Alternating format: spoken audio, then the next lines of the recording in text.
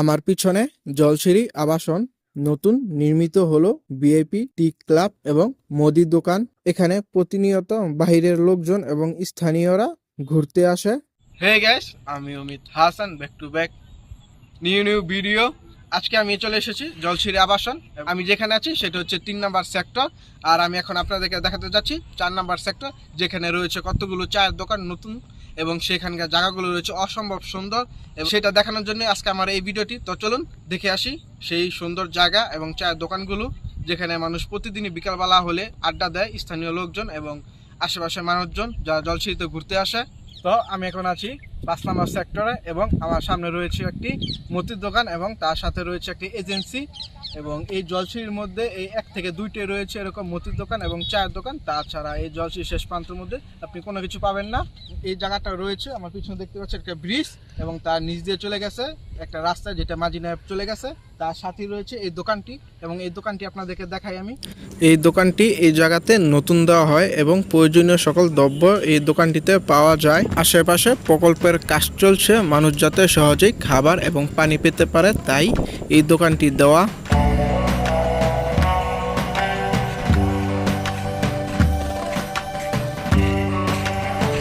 সকাল থেকে সন্ধ্যা পর্যন্ত এই দোকান চালু থাকে।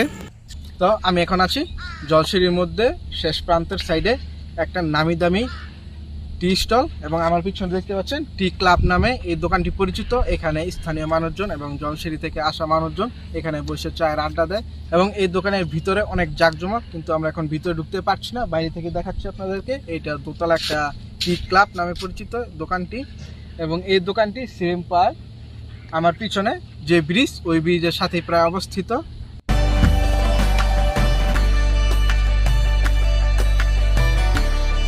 ওই দোকান থেকে একটু সামনেই এই দোকানটি অবস্থিত, যার নাম টি ক্লাব। চা, কফি এবং বাংলা খাবার পাওয়া যায়। দোকানটি দোতলা এবং নিচতলা কফি শপ, এবং উপরতলা কি তা আমাদের জানা নেই। চারপাশ খোলামেলা এবং প্রকৃতির মাঝে দোকানটি ফুটে উঠেছে। আমি এখন আছি জলসিঁড়ির মধ্যে নতুন একটা প্লেসে, এবং এই জায়গাতে আমি এই নিয়ে দুবার আসলাম, এবং আমার পিছনে দেখতে পাচ্ছেন পুরো জায়গাতে পুরো জলসিঁড়ি আবাসনের প্রকল্প, এবং দেখতে পাচ্ছেন প্রচুর বিল্ডিং। এখানে প্রায় নতুন নতুন বিল্ডিং নির্মাণ করা হচ্ছে, এবং আমার সামনে এবং পিছনে সব জায়গাতে এরকম বিল্ডিং আপনারা দেখতে পাচ্ছেন। আর এই জায়গাতে আমি দ্বিতীয়বার আসার ফলে সবকিছুই গাইস একদম নতুন। এই সবকিছু আপনাদেরকে শুধু আজকের এই ভিডিওতে দেখাচ্ছি, আগে কখনো এই ভিডিওতে দেখানো হয় নাই। এই জায়গা থেকে জলসিঁড়ি মেইন পয়েন্টে যেতে খুব কম সময় লাগে। মেইন পয়েন্টের কাছে হয়। আশেপাশে বিল্ডিং প্রকল্পের অনেক কাজ চলছে। এক বিল্ডিং থেকে আরেক বিল্ডিং এর ডিজাইন সম্পূর্ণ আলাদা। আপনারা যতগুলো বিল্ডিং দেখতে পাচ্ছেন সব বিল্ডিংই 5 থেকে 7 তলার উপরে নির্মিত।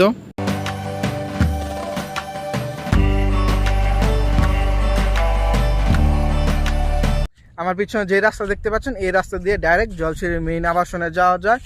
আর আমরা এখন যেখানে দাঁড়িয়ে আছি এখান থেকে বরাবর যদি আমরা যাই, এই বরাবর গেলে আমরা ঠিক বৈরাগবাড়ির দিকে চলে যেতে পারবো। আর আমরা ঠিক এসেছিলাম এই সাইড দিয়ে, দেখতে পাচ্ছেন দূরে হচ্ছে সেই কফি ক্লাব। এখানে শুধু 2টা দোকানই আপনি পাবেন, একটা হচ্ছে কফি ক্লাব আর দ্বিতীয়টা হচ্ছে গাইস ছোটোর মতো একটা মুদির দোকান। এই দুইটাই এই শেষ প্রান্তের মধ্যে রয়েছে, আর তাছাড়া এই জায়গাতে আর কোনো দোকান নাই। আর এই পুরো জায়গার মধ্যে শুধু আপনি দোকান পাবেন জলসিঁড়ি মেইন আবাসনে, তাছাড়া আর কোথায় আপনি পাবেন না। এটা হচ্ছে পুরো গোল চত্বর। আমার পিছনে হচ্ছে উত্তর দিক, এবং এই দিক দিয়ে সোজা হচ্ছে গাইস বৈরাগবাড়ি, তারপর হচ্ছে দক্ষিণ ভাগ, এবং এখান দিয়ে আপনি চলে যেতে পারেন 300 ফিট। এবং আমার হাইটার আরেক দিক হচ্ছে এই দিক হচ্ছে পশ্চিম দিক, এবং এদিক দিয়ে আপনি সোজা চলে যেতে পারেন জলসিঁড়ি আবাসনের পুরো মেইন পয়েন্টে। এখন আছে দক্ষিণ দিক, এখান দিয়ে আপনি সোজা চলে যেতে পারেন মাঝিনা, এবং চাইলে চলে যেতে পারেন রূপগঞ্জ, এবং এখান দিয়ে ঘুরেও চলে যেতে পারেন জলসিঁড়ি আবাসন, তারপরে সেখান থেকে চলে যেতে পারেন নতুন বাজার। অ্যান্ড আমি এখন আছি পূর্ব দিক, এখান দিয়ে আপনারা চলে যেতে পারেন দক্ষিণ নবগ্রাম, রূপগঞ্জ। এখান দিয়ে আমরা সবসময় এই জলসিঁড়ি আবাসনে এসে থাকি। অ্যান্ড আজকের ভিডিও এই পর্যন্ত। যদি ভালো লাগে অবশ্যই like, comment, share and subscribe করবেন।